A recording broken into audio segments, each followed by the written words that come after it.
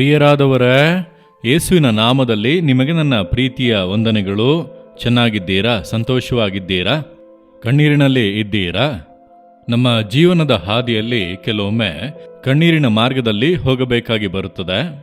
ದೇವರು ಆ ಮಾರ್ಗದಲ್ಲಿ ನಮ್ಮನ್ನು ಕೆಲವೊಮ್ಮೆ ನಡೆಸುತ್ತಾರೆ. ನಮಗೆ ಅದು ಅವಶ್ಯವಾಗಿ ಕೂಡ ಇರುತ್ತದೆ. ಒಂದು ವೇಳೆ ಕುಟುಂಬದಲ್ಲಿರುವಂಥ ಕೆಲ ಸಮಸ್ಯೆಗಳು, ಜೀವಿತದಲ್ಲಿರುವಂಥ ಕೆಲವೊಂದು ಹೋರಾಟಗಳು, ಯಾರಿಗೂ ಹೇಳಲಾಗದೇ ಇರುವಂಥ ಕಾರ್ಯಗಳು ಕಣ್ಣೀರಿನಿಂದ ದೇವರಿಗೆ ತಿಳಿಯಪಡಿಸುತ್ತೇವೆ. ಹೌದು ತಾನೆ? ನಾನು ನೋಡಿದ್ದೇನೆ, ಕೆಲವರು ಬರುತ್ತಾರೆ, ಯಾವುದಕ್ಕಾಗಿ ಪ್ರಾರ್ಥಿಸಬೇಕು ಎಂದು ಕೇಳಿದರೆ ಏನೂ ಹೇಳುವುದಿಲ್ಲ, ಪ್ರಾರ್ಥಿಸಿ ಎಂದು ಹೇಳುವರು. ಆದರೆ ಮೊಣಕಾಲು ಹಾಕಿದರೆ ಅಳುತ್ತಲೇ ಇರುತ್ತಾರೆ. ಆ ಕಣ್ಣೀರಿನ ಮೂಲಕ ತಮ್ಮ ವಿಜ್ಞಾಪನೆಗಳನ್ನು ದೇವರಿಗೆ ತಿಳಿಯಪಡಿಸುತ್ತಾ ಇರುತ್ತಾರೆ. ಹೊರಗೆ ಹೇಳಲಾಗದ ಸಮಸ್ಯೆಗಳು, ಕಣ್ಣೀರಿನ ಮೂಲಕವೇ ಆ ಸಮಸ್ಯೆಗಳನ್ನು ದೇವರ ಬಳಿಯಲ್ಲಿ ತಿಳಿಸಲು ಸಾಧ್ಯ. ಆ ರೀತಿ ಅನೇಕರನ್ನು ನಾನು ಸೇವೆಯ ಹಾದಿಯಲ್ಲಿ ನೋಡಿದ್ದೇನೆ. ನೀವು ಕೂಡ ಇಂದು ಅಳುತ್ತಾ ಇದ್ದೀರಾ? ಒಂದು ವೇಳೆ ಇನ್ನೊಬ್ಬರ ಮುಂದೆ ಅತ್ತರೆ ಅದೇ ತಪ್ಪಾಗಿ ಬಿಡುತ್ತದೆ, ಅದನ್ನೇ ದೊಡ್ಡದಾಗಿ ಮಾಡಿಬಿಡುತ್ತಾರೆ ಎಂಬುದಾಗಿ ರಾತ್ರಿ ಯಾರಿಗೂ ಕೂಡ ತಿಳಿಯದೆ ತಲೆದಿಂಬನ್ನು ಕಣ್ಣೀರಿನಿಂದ ನೆನೆಸುತ್ತಾ ಇದ್ದೀರಾ? ನಿಮ್ಮ ಕಣ್ಣೀರಿಗೆ ದೊಡ್ಡ ಬೆಲೆ ಉಂಟೆಂಬುದನ್ನು ಮರೆತು ಬಿಡಬೇಡಿರಿ. ಏನು ಗೊತ್ತಾ? ಕೀರ್ತನೆಗಳು 56:8 ವಾಕ್ಯದಲ್ಲಿ, ನಾನು ದೇಶಭ್ರಷ್ಟನಾಗಿ ಅಲೆದಾಡಿದ್ದನ್ನು ನೀನೇ ಬಲ್ಲೆ, ನನ್ನ ಕಣ್ಣೀರು ನಿನ್ನ ಬುದ್ದಲಿಯಲ್ಲಿ ತುಂಬಿದೆ, ಅದರ ವಿಷಯ ನಿನ್ನ ಪುಸ್ತಕದಲ್ಲಿ ಬರೆದದೆಯಲ್ಲ. ಅಂದರೆ ಪರಲೋಕದಲ್ಲಿ ದೇವರೊಂದು ಬುದ್ದಲಿಯನ್ನು, ಒಂದು ಬಾಟಲನ್ನು ಇಟ್ಟು ನಾವು ಸುರಿಸುವಂತ ಕಣ್ಣೀರನ್ನು ಅದರಲ್ಲಿ ಶೇಖರಿಸುತ್ತಾರೆ ಎಂಬುದಾಗಿ ಹೇಳಲಾಗಿದೆ. ಅದನ್ನು ಲೆಕ್ಕದಲ್ಲಿ ಇಡುತ್ತಾರಂತೆ, ಈ ಬಾಟಲ್ನಲ್ಲಿ ಎಷ್ಟು ಕಣ್ಣೀರು ಬಂದಿದೆ ಎಂಬುದಾಗಿ. ಯಾಕೆ ದೇವರು ಈ ರೀತಿಯಾಗಿ ಹೇಳಿದ್ದಾರೆ? ಕೆಲವೊಂದು ಕಾರ್ಯಗಳಿಗೆ ನೀವು ಪ್ರಾರ್ಥಿಸುವಾಗ, ಸಾಧಾರಣವಾಗಿ ಪ್ರಾರ್ಥಿಸುವಾಗಲೇ ಅದ್ಭುತ ನಡೆಯುತ್ತದೆ. ಕೆಲವೊಂದು ಕಾರ್ಯಗಳಿಗೆ ನೀವು ಉಪವಾಸ ಮಾಡಿ ಪ್ರಾರ್ಥಿಸಿದರೆ ಅದ್ಭುತ ನಡೆಯುತ್ತದೆ.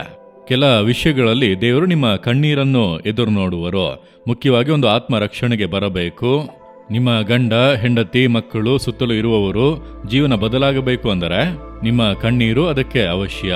ನೀವು ಆತ್ಮಗಳ ಕುರಿತಾಗಿ ಕಣ್ಣೀರು ಸುರಿಸುವಾಗ ದೇವರು ನಿಮ್ಮ ಕಣ್ಣೀರನ್ನು ನೋಡಿ ಆತ್ಮಗಳನ್ನು ರಕ್ಷಿಸುವರು. ಅಂದರೆ ಕೆಲವೊಂದು ದೇವರ ಯೋಜನೆಗಳು ನೆರವೇರಲು ಕಣ್ಣೀರು ಅವಶ್ಯ. ದೇವರು ಅನೇಕ ವರ್ಷಗಳ ಹಿಂದೆ ಹೇಳಿದರು, ಒಂದು ದಿನ ನಾನು ಯಾವುದೋ ಸಮಸ್ಯೆಯನ್ನು ಯೋಚಿಸಿ ಅಳುತ್ತಾ ಇದ್ದೆ. ದೇವರು ಹೇಳಿದರು, ನೀನು ಅಳಬಾರದು, ನಿನಗೋಸ್ಕರ ನೀನು ಅಳಬಾರದು, ಕಣ್ಣೀರು ವ್ಯರ್ಥವಾಗಿ ಹೋಗಬಾರದು.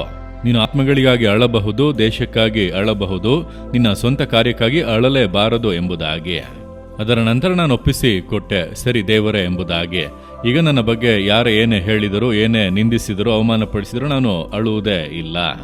ಒಂದು ಕಾಲದಲ್ಲಿ ಆ ರೀತಿ ಅಳುತ್ತಾ ಇದ್ದೆ, ಬಹಳ ಸೆನ್ಸಿಟಿವ್ ಆಗಿದ್ದೆ. ಈಗ ಆ ರೀತಿ ಅಳುವುದೇ ಇಲ್ಲ. ಈಗ ದೇಶಗಳಿಗಾಗಿ, ಆತ್ಮಗಳಿಗಾಗಿ, ಮತ್ತೊಬ್ಬರಿಗಾಗಿ ನನ್ನ ಕಣ್ಣೀರು ಸುರಿಸಲ್ಪಡುತ್ತಾ ಇದೆ. ದೇವರದನ್ನು ಬಯಸುವುದರಿಂದ ಅದನ್ನು ಮಾತ್ರವೇ ಮಾಡುತ್ತೇನೆ. ನನಗೆ ಗೊತ್ತು, ದೇವರು ಈ ಕಣ್ಣೀರನ್ನು ಶೇಖರಿಸಿಡುತ್ತಾರೆ. ಒಂದು ಕೂಟಕ್ಕೆ ಹೋಗುವಾಗ, ಒಂದು ದೇಶಕ್ಕೆ ಹೋಗುವಾಗ, ಸೇವೆ ಮಾಡಲು ಹೋಗುವಾಗ ದೇವರು ಹೇಳಿದರು, ನೀನು ಎಷ್ಟು ಕಣ್ಣೀರು ಸುರಿಸುತ್ತೀಯೋ ಅಷ್ಟರ ಮಟ್ಟಿಗೆ ನಾನು ಆತ್ಮಗಳನ್ನು ಕೊಡುತ್ತೇನೆ, ಅಷ್ಟರ ಮಟ್ಟಿಗೆ ಜನರು ಮನ ತಿರುಗುತ್ತಾರೆ, ರಕ್ಷಣೆ ಹೊಂದುತ್ತಾರೆ ಎಂಬುದಾಗಿ. ಹಾಗಾಗಿ ನಾನು ಕಣ್ಣೀರು ಸುರಿಸಿ ಪ್ರಾರ್ಥನೆ ಮಾಡುವವರೆಗೂ ಪ್ರಾರ್ಥಿಸುತ್ತಲೇ ಇರುವೆನೋ. ಆ ಕಣ್ಣೀರು ಪರಿಪೂರ್ಣತೆಗೆ ಬರುವಾಗ ದೇವರು ಅಲ್ಲಿ ಶಕ್ತವಾಗಿ ಕಾರ್ಯ ಮಾಡುವುದನ್ನು ನಾನು ನೋಡಿದ್ದೇನೆ. ನಿಮ್ಮ ಜೀವಿತದಲ್ಲಿ ಕೂಡ ಯಾವುದೋ ಒಂದು ಕಾರ್ಯದಲ್ಲಿ ಇನ್ನೂ ಉತ್ತರವೇ ಬಂದಿಲ್ಲ ಅಂದುಕೊಂಡರೆ ನಿಮ್ಮ ಕಣ್ಣೀರು ಅದು ಅಮೂಲ್ಯವಾದದ್ದು. ದೇವರ ಪಾದಗಳಲ್ಲಿ ನೋಡಿರಿ, ಹನ್ನಳು ಒಂಟಿಯಾಗಿ ಹಾಸಿಗೆಯಲ್ಲಿ ಇದ್ದುಕೊಂಡು ಅಳುತ್ತಾ ಇದ್ದಳು, ಯಾವುದೇ ಬದಲಾವಣೆ ಇಲ್ಲ. ಆದರೆ ದೇವರ ಸಮ್ಮುಖದಲ್ಲಿ ಹೋಗಿ ಮನ ಮುರಿದವಳಾಗಿ ಅತ್ತಾಗ ಆ ಕಣ್ಣೀರನ್ನು ನೋಡಿದ ಕೂಡಲೇ ದೇವರು ಕರುಣಿಸಿದರು. ನಿಮ್ಮ ಕಣ್ಣೀರನ್ನು ನೋಡಿ ದೇವರಿಗೆ ಸುಮ್ಮನೆ ಇರುವುದಕ್ಕೆ ಆಗುವುದಿಲ್ಲ. ನಿಮ್ಮ ಕಣ್ಣೀರನ್ನು ನೋಡಿದ ಕೂಡಲೇ ತಕ್ಷಣವೇ ತಂದೆಯ ಹೃದಯವು ಮರುಗುತ್ತದೆ, ನಿಮಗಾಗಿ ಅದ್ಭುತ ಮಾಡುವರು. ನಿಮ್ಮ ಕಣ್ಣೀರನ್ನು ಲೆಕ್ಕದಲ್ಲಿ ಇಟ್ಟಿದ್ದಾರೆ. ಆದ್ದರಿಂದ ನಿಮ್ಮ ಕಣ್ಣೀರನ್ನು ವ್ಯರ್ಥ ಮಾಡಬೇಡಿ. ಸುಮ್ಮನೆ ಕುಳಿತುಕೊಂಡು ಅಳಬೇಡಿ, ಮನುಷ್ಯರ ಮುಂದೆ ಹೋಗಿ ಅಳಬೇಡಿ. ಸುಮ್ಮನೆ ಕುಳಿತು ನನಗೆ ಯಾಕೆ ಹೀಗೆ ಎಂಬುದಾಗಿ ಅಳುತ್ತಾ ಇರಬೇಡಿ. ಯೇಸುವಿನ ಪಾದಗಳಲ್ಲಿ ಹೋಗಿರಿ, ಆತನ ಮುಂದೆ ನಿಮ್ಮ ಕಣ್ಣೀರನ್ನು ಸುರಿಸಿರಿ. ಅಪ್ಪ ಎಂದು ಕರೆದು ಯಾರ ಬಳಿ ಹೇಳುವುದು, ನಿಮ್ಮ ಬಳಿಯೇ ಹೇಳುತ್ತೇನೆಂಬುದಾಗಿ ಹೇಳಿರಿ. ನಿಮ್ಮ ಕಣ್ಣೀರನ್ನು ಆತನು ಶೇಖರಿಸಿಟ್ಟು ಉತ್ತರ ಕೊಡುವನು. ಕೆಲ ಕಾರ್ಯಗಳಲ್ಲಿ ಆ ಕಣ್ಣೀರು ಪರಿಪೂರ್ಣವಾಗಬೇಕು. ಅದುವರೆಗೂ ನೀವು ಮುಂದುವರೆದು ಅತ್ತು ಪ್ರಾರ್ಥನೆ ಮಾಡಬೇಕಾಗಿದೆ. ದೇವರು ಹೇಳುತ್ತಾರೆ, ನಿನ್ನ ಕಣ್ಣೀರನ್ನು ನಾನು ಲೆಕ್ಕದಲ್ಲಿ ಇಟ್ಟಿದ್ದೇನೆ ಮಗನೇ, ಲೆಕ್ಕದಲ್ಲಿ ಇಟ್ಟಿದ್ದೇನೆ ಮಗಳೇ. ಪರಲೋಕದಲ್ಲಿ ಅದು ನನ್ನ ಕಣ್ಣ ಮುಂದೆಯೇ ಇದೆ. ನಾನು ನಿನಗೆ ಅದ್ಭುತ ಮಾಡುತ್ತೇನೆ. ನಿನ್ನ ಕಣ್ಣೀರು ಆನಂದ ಕಣ್ಣೀರಾಗಿ ಬದಲಾಗುವುದು. ಹನ್ನಳ ಕಣ್ಣೀರನ್ನು ಆನಂದ ಕಣ್ಣೀರಾಗಿ ಬದಲಾಯಿಸಿದರಲ್ಲವ. ದಾವೀದನು ಎಲ್ಲವನ್ನು ಕಳೆದುಕೊಂಡು ಬಲವೆಲ್ಲ ಹೋಗುವಷ್ಟು ಅತ್ತನು, ಆದರೆ ದೇವರು ಕಳಕೊಂಡಂತ ಎಲ್ಲವನ್ನು ತಿರುಗಿ ಕೊಟ್ಟು ಸಂತೋಷ ಪಡಿಸಿದರಲ್ಲವ. ದೇವರು ನಿಮಗೂ ಮಾಡುವರು. ಅರಸನಾದ ಹಿಜ್ಕೀಯನು ರೋಗದ ಹಾಸಿಗೆಯಲ್ಲಿ ಅತ್ತನು. ದೇವರು ಅವನನ್ನು ಗುಣ ಮಾಡಿ 15 ವರ್ಷಗಳ ಆಯಸ್ಸನ್ನು ಕೂಡಿಸಿಕೊಟ್ಟು ಅವನನ್ನು ಸಂತೋಷ ಪಡಿಸಿದರಲ್ಲವ. ನಿಮಗೂ ಮಾಡುವರು. ನಿಮ್ಮ ಕಣ್ಣೀರನ್ನು ಲೆಕ್ಕದಲ್ಲಿ ಇಡುವಂತ ದೇವರು. ಈಗ ಹಾಗೆ ದೇವರೇ, ಈ ಮಗಳನ್ನು ನೋಡಿರಪ್ಪ, ಈ ಮಗನನ್ನು ನೋಡಿರಪ್ಪ, ಒಬ್ಬಂಟಿಯಾಗಿ ಕುಳಿತು ಹಾಗೆ ಕಣ್ಣೀರು ಸುರಿಸುತ್ತಾ ಇದ್ದಾರೆ.